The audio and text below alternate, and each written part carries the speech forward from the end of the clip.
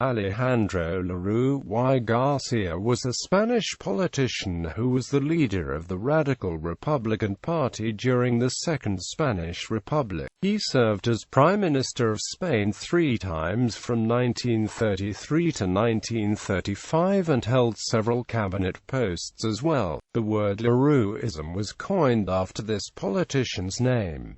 It was used to refer to a demagogic anti-Catalan discourse in Catalonia. Biography. Lerroux agitated as a young man in the ranks of the Radical Republicans. As a follower of Manuel Ruiz Zorrilla, he practiced a demagogic and aggressive journalistic style in the diverse publications that he directed. His populist and anti-clerical speeches, as well as his intervention in diverse campaigns against the governments of the Restoration, made him very popular among workers in Barcelona, who later constituted the base of a loyal electorate. He was chosen as a deputy for the first time in 1901, and again in 1903 and 1905, as a member of the Republican Union Party that he had helped to form with Nicolas Salmerón. The defection of Salmerón to the Catalan Solidarity Coalition in 1906 led Lerroux to form the Radical Republican Party and headed the struggle against increasing Catalan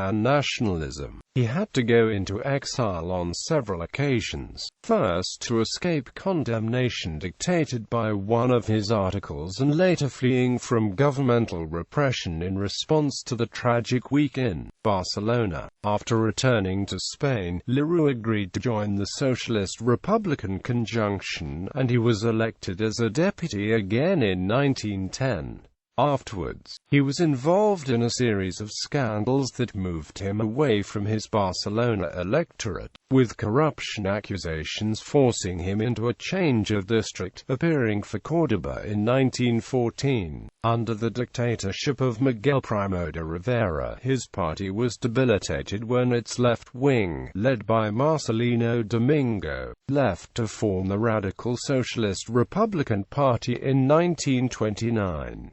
However, he continued to be active in politics, attending the revolutionary committee that produced the Pact of San Sebastian with the intention of overthrowing King Alfonso XIII and proclaiming a republic. In the Second Republic, under the Republican regime, Lerroux regained a leading political role, being appointed Prime Minister 3 times between and occupying the distinguished ministerial portfolios. He was part of the coalition of leftists that supported the reforms of Manuel Azaña's government during the first biennium, during which time he served as Minister of State and as Minister of Foreign Affairs between the 14th of April 1931 and the 16th of December 1931.